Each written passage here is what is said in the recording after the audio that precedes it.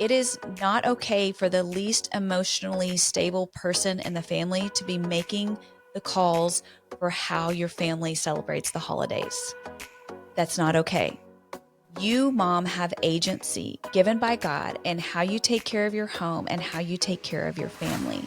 And it's unfortunate that actually often what happens is the least mentally stable person ends up calling the shots at family gatherings because nobody wants to upset that person. Because you're tiptoeing.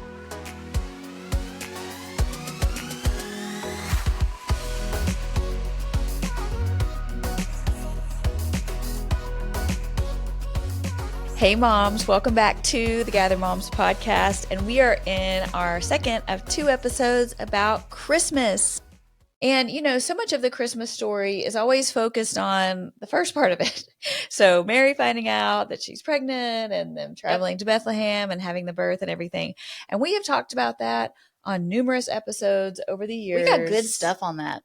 Yes. So we have lots of episodes for Christmas fun that you can put in your ears, but we really wanted to just spend a couple of episodes more on the end of the story, where we have the Magi come and visit Mary and Joseph and baby Jesus. So funny that, you know, we always said we three kings of Orient are. I actually never sang that growing up. Really? Yeah. I don't remember really ever singing that song. So that was kind of new to me in my adult life. How interesting. Yeah. Because it says Orient. Yeah, but that's what they called, Persia. Yes, Persia. Where they were from. Yeah. You know.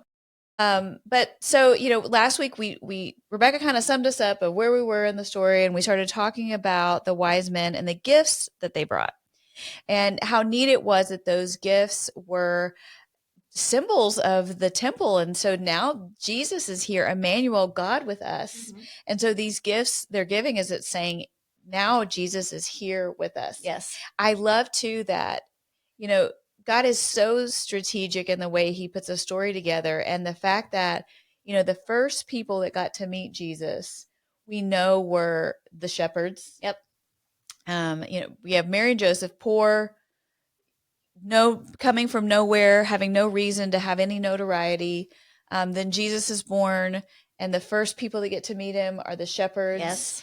And then we have these wise men, and you have this really interesting situation where the wise men first go to Jerusalem. Yep. And they go to Herod and they say, hey, we know that this baby has been born. And so Herod calls in all these Jewish scribes and scholars, and he says, what are they talking about? And those guys know instantly about the predicted prophecy. And they said, no, well, he's going to be in Bethlehem. You know, one of the things I feel most sad about in this story is that then the Magi leave and they go to Bethlehem. It's just 6 miles away. Those scribes and scholars who have just heard these Magi say, we have seen this star. We believe he's been born. The scribes and scholars verify that the prophecies said it was true as well. But those people do not go to Bethlehem. That is so sad. They stay You're so back. Close. Why didn't you go? Yes, they stay back. They stay in Jerusalem. And it said that they were trembling in fear that Jerusalem was all shaken up because of this entourage that had come in and because of the way Herod was responding to it. Yes. And I love that God in his infinite wisdom and the way he weaves things together, that then this other significant group that would come and meet baby Jesus are not believers. They're not people that believe that necessarily there was a Messiah coming, or that, you know, in Elohim, or, you know, the God of Abraham and Jacob and Isaac. They don't necessarily believe in him. But that's part of what Jesus is ushering in, is this new opportunity for all people to come to God. Yep. And I just think that's incredible. Do you ever wonder if it was like Aladdin when they came into town? That's how I picture it. Like, and like all the camel, maybe some elephants. Yes. I don't know. Yes, like in Aladdin when it's the big parade. The big parade. Oh my gosh. Because it says it shook up Jerusalem. Yeah. So what had to happen in order for like people to be like, oh my gosh, did you see the camels and the crowns? Yeah. I don't know. I just always wonder. Well, now all I have is that song going through my head. Yes. Good. Thank you. You'll sing that for the rest of the day. So But I think it's interesting that then this entourage that has shaken up Jerusalem, then all of a sudden shows up in Bethlehem, which, this very small town. And you have Mary, and she has with her Jesus, who is likely a little toddler, probably toddling around. And this huge commotion happens outside. Which, how many houses were in Bethlehem? There cannot be a lot. Did they knock on a couple doors? Did they get the right one straight out the camel? That's so funny. Did they get it right off? Did they get it right? Yeah. Well, because supposedly, the light was sitting right over his house, but who knows? I know, but have you ever seen a star over someone's house? It could be your house, next door neighbor. I don't know. Yeah, how funny. Yeah, what if they showed up at the wrong house? They're like, no, you want the baby, up the road. That's funny. But, she hears this commotion, and there's no ring camera for her to be able to see like who is outside. There's no one texting saying, hey, we're on our way. Do you guys have family members that you track so that you know when they might be headed to your house? I track my kid when he's coming back from college, how far away he is. Before they come home. Yeah. We had to change the door, the lock code on my front door because my parents are way too comfortable with just like putting in the code and walking in the front door. Oh. You said, hold up. Let me make sure I got my bra on. We told them we just change it periodically for security reasons. I think that's a great reason. And it legitimately is for security reasons. Good. Because we're trying to make sure that, you're not walking in, Jeremy sitting shirtless on the couch or whatever. Listen, in our house, Greg makes a run for the bedroom as soon as that front door opens because he's in his boxers and he's like, I got to put some pants on. Well, and then, there's this commotion. She doesn't know who's outside. And then, is she dressed for the day? Like, did they get dressed every day? Is she dressed for the day? No, agreed. Is the house clean? Does she have tea? Like we would probably make coffee or something, but does she have tea to brew for these people? We can't know. But what we do know is that she didn't turn them away. Right. She practiced some measure of hospitality as she welcomed them, and it resulted in a blessing. We talked about the blessing of the gifts that they received last week, which is so interesting when we think about how Mary and Joseph were treated in contrast. Oh, yeah.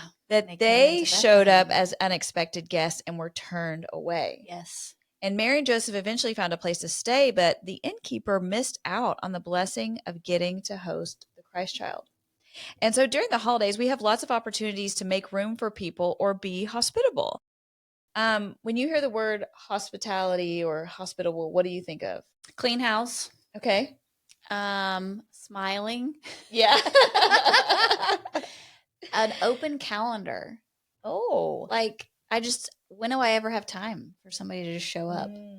That's good. Yeah, that's what I think of. Okay, do you prefer to host or to be hosted? You can say it. Be hosted. That's fine. I don't want you coming over to my house. It's a wreck all the time. All the time.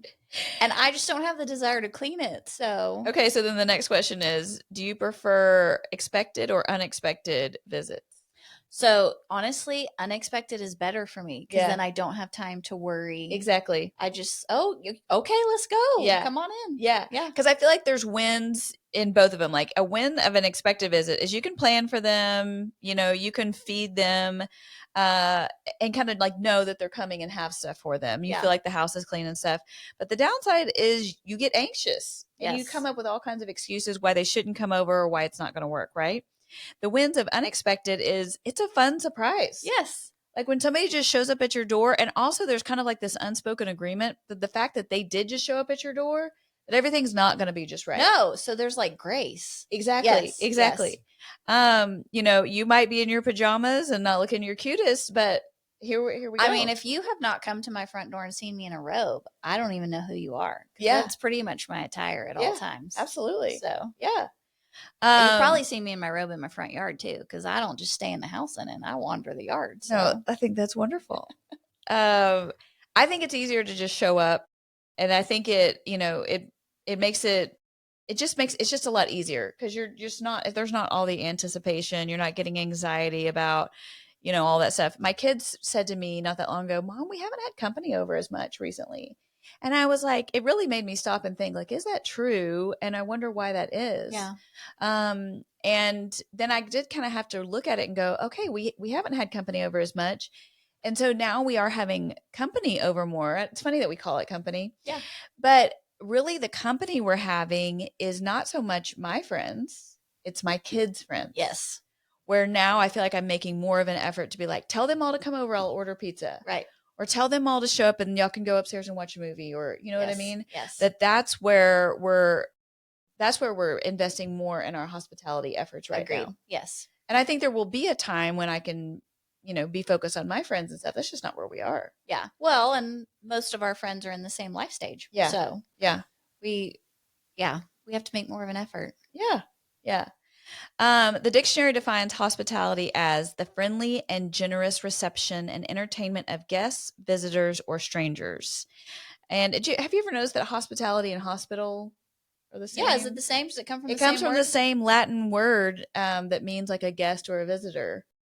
So like hospice, yes, a hostel, that hos, whatever, is from all the same That's Latin so word. interesting. Yeah. Okay. But I think when we envision hospitality, we think of like, I picture like someone opening the door to a clean house with lit candles, and there's food cooking and the beds are prepared and everyone's perfectly dressed. And I feel like that's what we've been sold is what it takes to be hospitable. It started as Martha Stewart and has multiplied into thousands of influencers telling us how to host in our homes. Like if you're scrolling right now during the holidays. Yes, I've seen many. There are tips and tips. You got to do this for your guests. This is how you're a good host. These are the kind of, you've got to have this dish prepared. Always make sure you have the ingredients to make this thing, this is going to be a big hit at a party. And it's like, okay. But this stands in contrast to biblical hospitality. Because biblical hospitality never talks about having a candle burning, homemade brownies in the oven, or a list of hosting protocol. No. Biblical hospitality is sharing what God has given you, your home, your food, your time, your presence, for the good of others and the glory of God. Yep. It is a willingness to be inconvenienced and flows out of a heart of gratitude. And I think the beautiful thing about true biblical hospitality is it really does, there's something different about it, because I think biblical hospitality, you walk away from that experience feeling like better and more filled up. Yes. I think when we buy into the world's definition of what hospitality looks like, you often walk out of that situation feeling less than. Oh, or exhausted, tired, spent. Yes. Like it's like, oh, good, it's over. Yeah. Yeah. Interestingly, the Bible talks about hospitality quite a bit. Yeah. So I wanted to just highlight a few kind of examples. First, we have Abraham welcoming the 3 strangers in Genesis 18. Did you study this with your kids this year? Yes. Okay, so this is one of the most iconic examples because Abraham sees 3 men approaching and he runs to greet them. He prepares a full meal. He asks Sarah to break bread. He kills a lamb and stuff. Yeah. That takes time. But that's not an hour-long venture. That's an afternoon. Yeah. Yeah. But he goes all in. Yeah. And he just immediately responded with what they needed, and he went above and beyond in his generosity. And he didn't wait to see if they needed anything. Yeah. It was like he saw them coming and he just went ahead and took care of the need. Yes. And then we talk about, that ended up in a blessing for him. Those were the messengers that told him that they were going to have children, right? There's the widow at Zarephath in 1 Kings 17. She has almost nothing, and she shares her last bit of flour and oil with Elijah the prophet, and God multiplies her provision. So, hospitality isn't always about us having a ton of stuff. Like Abraham went and did the most, he did the most and he could, but we've got this widow who had this very meager amount. And then God ends up feeding her and her son for a very long time because of her hospitality. She gave all she had. Yes. Then you've got Mary and Martha hosting Jesus, in their home. And you've got Martha who's busy preparing a meal while Mary sits at Jesus' feet. And the two, we see that both of those things are important. Mm-hmm. But one of the things Jesus says is that really Mary has chosen what is best. Right. And so, we see this situation where probably Martha is the matriarch of this home. Jesus and his entourage show up and they're like, oh my goodness, we got to get a meal ready and everything. Yeah. And so they do. And, but Martha kind of gets mixed up in all the to-dos. And it's a reminder of how important it is to stop and to be with people, right? And prioritize connection. But they got the blessing of having Jesus in their home. It makes me think of what we talked about last week with guilt versus generosity. Yeah. That so many times we do things out of guilt because we think we need to, have to, should. People will think less of me if I don't. I'm sure Martha saw a bunch of hungry disciples and was like, I'm just trying to take care of people. Yeah. Right? That's what I tell my family all the time. I'm just trying to take care of y'all. Yeah. If y'all just help me. Yeah. And it's not because I'm trying to be generous. It's because I feel guilty if I don't. Absolutely. Absolutely. And to remembering, I think one of the things that I wonder if Mary had in mind was just that God was going to provide. This was the same guy that had just fed 5,000 people. Yep. So if they needed food, it was going to be okay. Well, and I think she was like, y'all can wait. Yeah. I'm getting to learn from Jesus right this here. This is Jesus. Yeah, right. Absolutely. Yes. And then I think about Lydia hosting Paul and his companions. So, in Acts 16, Paul comes and Lydia hears about Jesus, and then she invites Paul and his companions into her home. And then after they get imprisoned, and afterwards they come back there, and she compels them to stay. And what happens is she gets this transference of faith, and that first church in Asia starts in her home. Yep. And so there's this huge blessing of her as she brings them in, then what is able to grow out of that. Yes. Because she opened her home. And I just want to remind us too, though, that hospitality isn't always just about what happens in our house. As I was preparing for this, I put together this definition. So let's remember what it said. It said that hospitality is sharing what God has given you in your home with your food, your time, your presence for the good of others and the glory of God. But I thought about Hebrews 13:2, where it says, do not forget to show hospitality to strangers. For by doing so, some people have shown hospitality to angels without knowing it. So this can be in the checkout line. Yep. This can be at church. This can be in a restaurant, in traffic. I feel like hospitality is like making room for other people. I love that definition. That's really good. And especially when we think about that Mary and Joseph were turned away because the innkeeper didn't make room. Right. And that, okay, we want to be the opposite of that. We want to make room. You can make room anywhere you go. Absolutely. So I'm curious, if anything stands out to you of like, if you've had any opportunities recently, but I feel like there's small things, and especially during the holidays when everybody is stressed and, we've spent a lot of money. We're probably drinking too much caffeine. Yes. We've eaten too much sugar. Yes. We're all overhyped. Yes. There's too much on the calendar. So a couple things that come to mind. Number one, we were just in the grocery store today and it was packed. And the aisles were crowded, and I was getting so frustrated at the slow person in front of me with their buggy. But I think there's so many opportunities to be kind and make room in a grocery store when you're going down an aisle, or you have maybe an older person trying to reach something on a shelf, or just there's so many people that have their head down in the grocery store that they just get in, get out. Yeah. What if you went in with the mindset that you were there to love on other people? Yeah. And just help. Yeah. And then I think one thing I see in my classroom at school is trying to discern when a student needs me more than just a question. So a couple times in the last couple of weeks, I've had a student come in and you can sense that they need attention, but it's not because of an assignment. And I think too many times we get hurried through those moments and go, well, I don't really have time right now. I'll do it later. But will there be a later? So just to be able to stop and take time for that. Absolutely. And I mean, how much does it hurt you to like let someone go ahead of you in traffic and to wave them ahead instead of just pulling your car out? Or, before you go in somewhere, to stop and pray in the car. My husband just had a surgery recently, and one of the things we prayed, and then we ended up back in the doctor's office, then we ended up in the emergency room. And by the grace of God, we ended up in the car before we went into each of those places, and we prayed, God, help us to be a blessing. Open our eyes to see how we can display Jesus in these moments.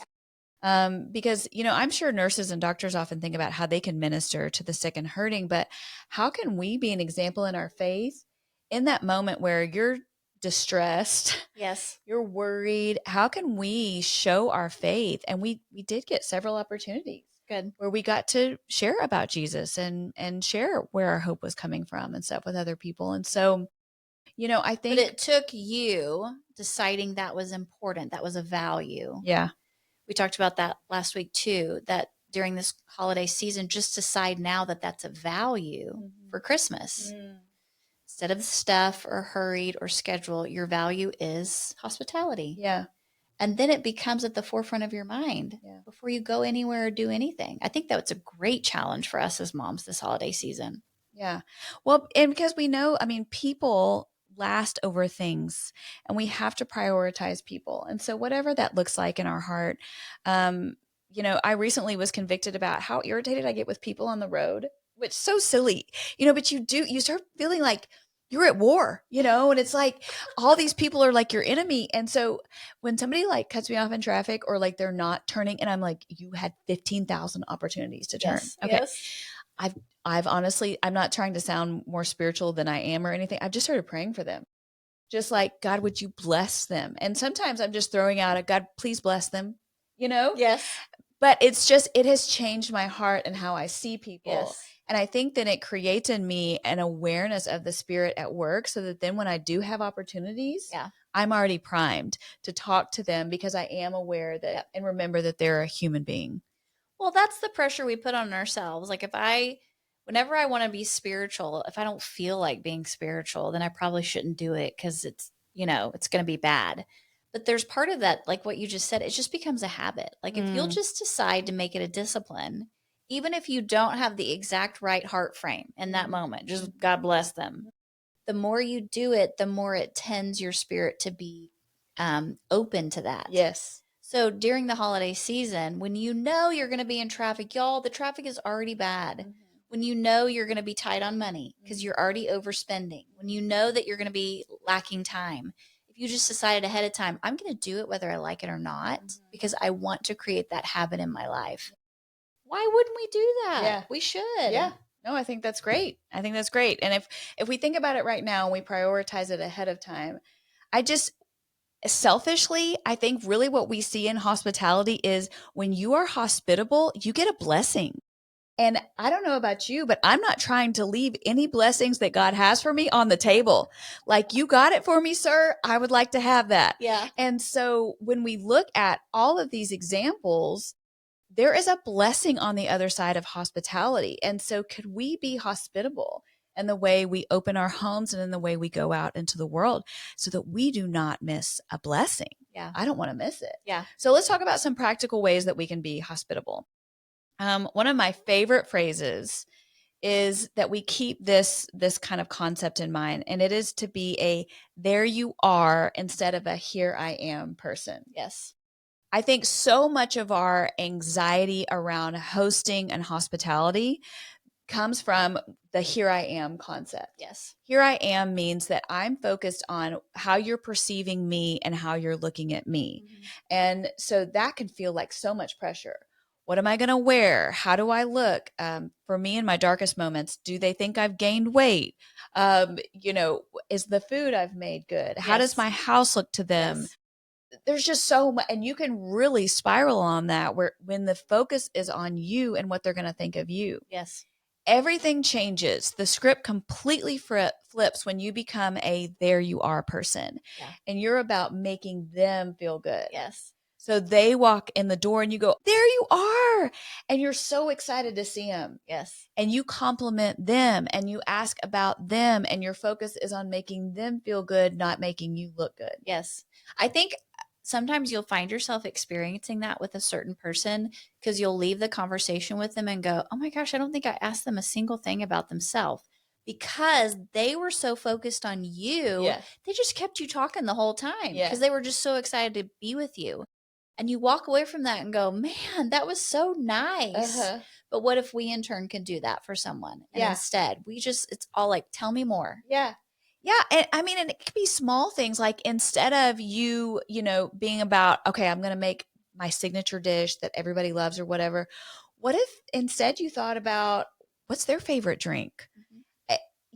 if you're doing your Walmart pickup order, could you find out what theirs is and you have it in the fridge? There's small things like Yes. that really puts the priority on another person feeling good instead of you looking good, which Agreed. I think is such a big deal. I think the other thing as moms is that we often see our children as a barrier to hosting. Oh, for sure. And really, they're not a barrier, they're a blessing. And we can involve our children. And mostly people like children. I'm going to say mostly, but mostly children are going to add to the wonder of the experience. And I think that instead of seeing our children as a barrier, that we start to see them as our teammates that help host and be hospitable. Right. And they're not too young to take on a job.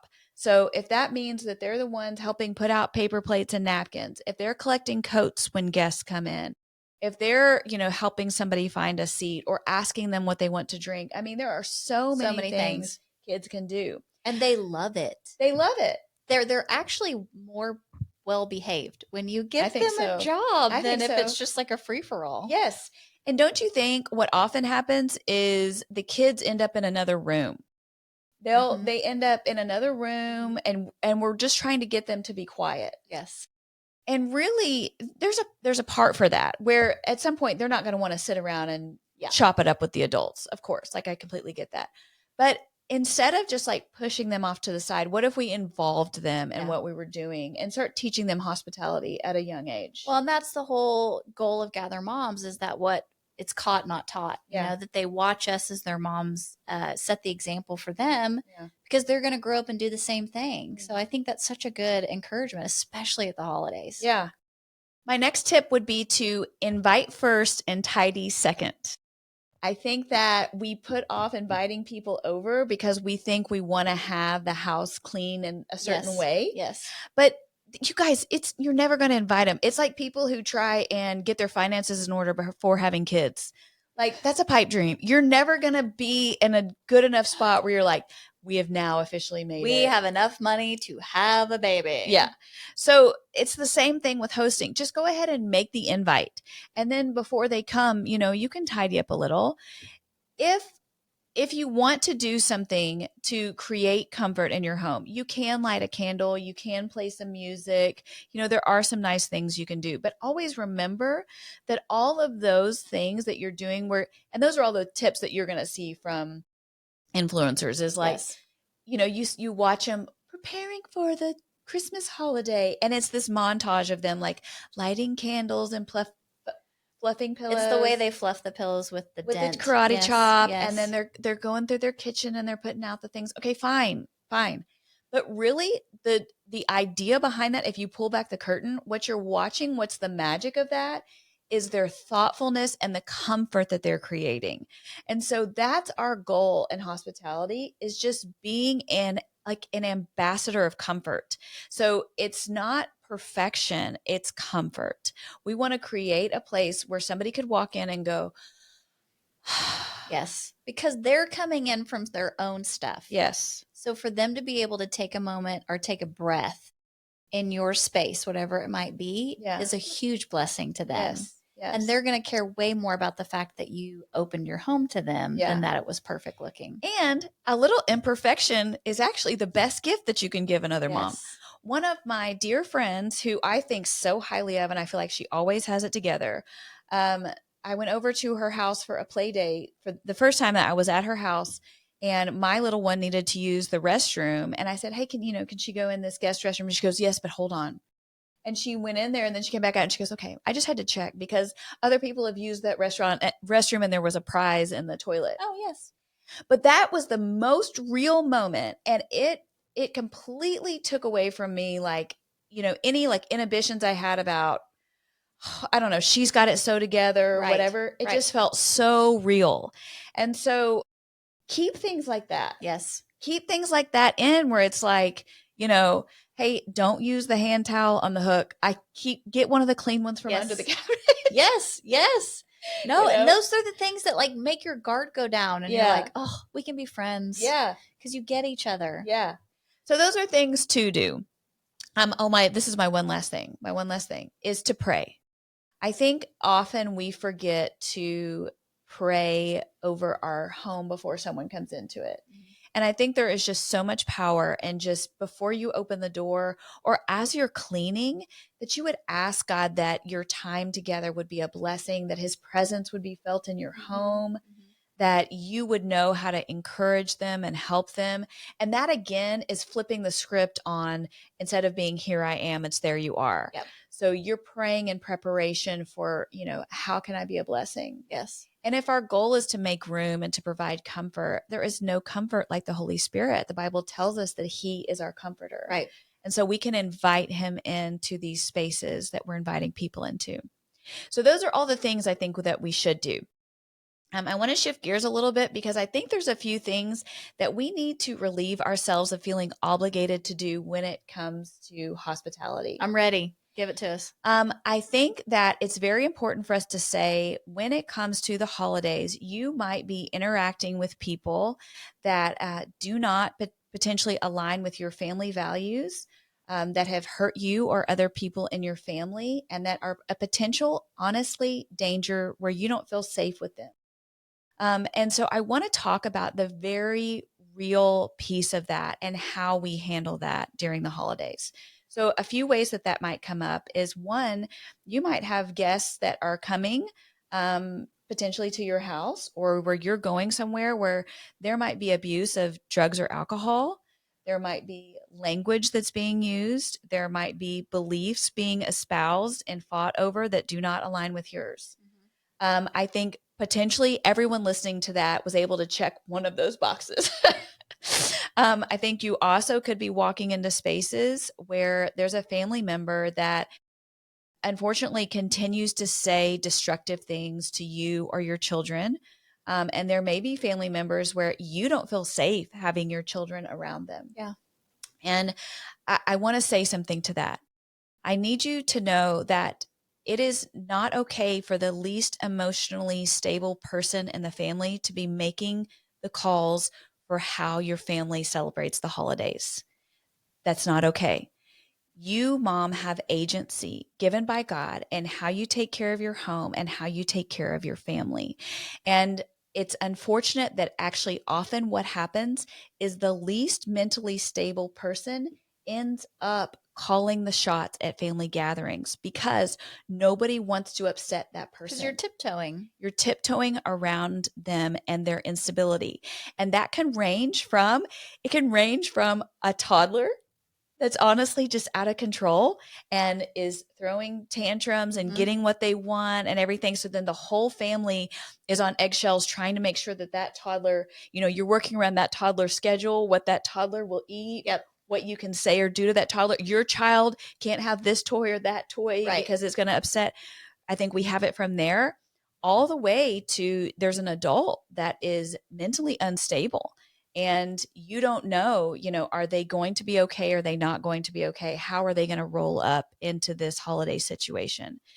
And so I just want to make you aware of the fact that you're not alone if you're feeling that. It's definitely something that we navigate in our family. I think it's probably true for almost every family. Yeah. And so we would just want to get out a little bit ahead. And I need you to know that you're not lacking compassion if you don't let that person run all over you and your family. That's not lacking compassion. You're actually having compassion in the right direction toward the people that God has given you guard over. Right. Those are who God has given you to make sure that they are safe and secure and loved. And so you are actually doing a negative thing for your family when you allow those people to call the shots. So what we can do is we can prayerfully, as we start to go into the holiday season, consider some of the scenarios we might find ourselves in. And we might need to have a conversation. Actually, I would say if you do have any of these situations, you need to have a conversation first with your spouse. If you have a spouse, talk about, hey, what might we be walking into here? And then second, you might need to have a conversation with the person who's the boundary breaker and who is causing the issues, or the host that's causing the issues. What we don't want to do is to have the conversation in the middle of everything. Right. right? Like wait until the moment like arises in the middle of dinner. Yeah. Yeah. They've had too much to drink. You're watching them pour their fourth drink in an hour and your blood pressure goes up. And then all of a sudden you end up saying something that you shouldn't say. Yes. And then things get chaotic. Because remember that we can be hospitable in our home and outside of our home. We're making room for people and we're offering them compassion. And we don't represent Christ well if we just lose it on somebody. Yeah. And we're losing it because we don't feel safe. We don't feel safe for ourselves and we don't feel safe for our children. Yeah. And so we can think about those things in advance so that if we do see Uncle Ted, I'm sorry, Uncle Ted, I'm just using your name. We do see him take the fourth drink, that we look at our spouse and go, hey, it's time for us to head out. Yeah. And that we've already drawn that boundary. Or if you have somebody that, shows up to the situation and they're clearly not lucid, that you look at your spouse and you say, we're going to just need to tell them it's time for us to go. Yeah. I have had situations in my family where I have said, hey, I just need you to know to the host, I need you to know I don't feel comfortable with that. And so if something happens, just know we're just going to excuse ourselves from the situation. So I would just encourage you to just start prayerfully considering and having some conversations. To the moms listening to this podcast, I believe that you are here listening to this for such a time as this and that you are pursuing what we're doing here because you are seeking to be an intentional mom that loves Jesus and teaches her children to love him. And so for you, mama, you might be a first generation Christian or you might be the one that's like first really walking with the Lord. And God is calling you to be a legacy breaker. And if that is you, it's going to take some courage. And I need you just to hear us say that it's okay for you to say, this is not okay. And for you to create boundaries and space where you keep your family safe. We look at that. There's a biblical model of that. When God created his special family, he told them, these are your boundary lines. And these are the people you can interact with. And these are the people you don't interact with. He wasn't lacking compassion. Mm-hmm. He was creating borders to keep them safe. And we want to be able to do the same thing. So I know that was a hard right turn because we were talking about, yay, hospitality and, let's have hot cocoa and everything. But I really do think, especially as women who are full of compassion and want to be warm and welcoming to everyone, it is okay for us to say, this is actually not a good situation. And so we've had to deal with that real up close and personal. And we have had to tell our children, hey, there are certain people when they come to the door, we're not going to answer the door. And that's a really hard thing to do. But we can talk with our children in a way that's full of grace and compassion. And we pray for those people. And when the time is right, we would love to be able to open up. We would love nothing more. We would love nothing more than to be able to open up our doors and say, you come on in, you come on in. But that's not always the right time. And so we want to make sure that we're keeping our children safe. Do you have anything you want to add to that? I just think it's timely that you talk about that, especially it's not often talked about. And I think sometimes when you go into the holidays, you kind of feel like you have to put aside your values and beliefs because it's the holidays, because this is what we do. And so I think what you've basically said to moms is you have permission to make the best choice for your family. Yeah. And not everybody may understand that. Yes. But they may not be in the right frame of mind to understand that. Yes. And so in that moment with the Holy Spirit's leading, you can say, I'm going to choose my family for this moment. Mm-hmm. And just like you said, God does miracles, especially at the holidays. So let's just ask God to be doing miracles behind the scenes. Yeah. Well, we make choices that are best for our families. Yeah. And I know he can. I hope that you've heard between these two episodes. I think what Rebecca and I's hope is for you all and for us is that we would call ourselves up to something higher than the world offers for what Christmas means. Right. That it would be about this generosity and hospitality, and that would be what frames our families. Yes. And that we would be like both the Magi and like Joseph and Mary, that with the Magi, that we would be generous in the way that we gift and the way that we love people. And that like Joseph and Mary, that we would receive people and that we would make room for them. Yep. And that we would be a welcome, open space. And so moms, we love you. We hope this is the best Christmas ever. We hope that once all the wrapping paper is on the floor and the boxes are everywhere and you're sitting there in your robe, that you are able to just sit there on your couch and thank Jesus for his very good and perfect perfect gifts because we know that those are the ones that come from Him, the ones that don't break or fade or go out of style. And we are so thankful for you. You are one of our gifts, and we celebrate the gift of you this Christmas. That's right. Merry Christmas, mamas. We love you. Merry Christmas. We love you. We'll see you in the new year. Bye-bye.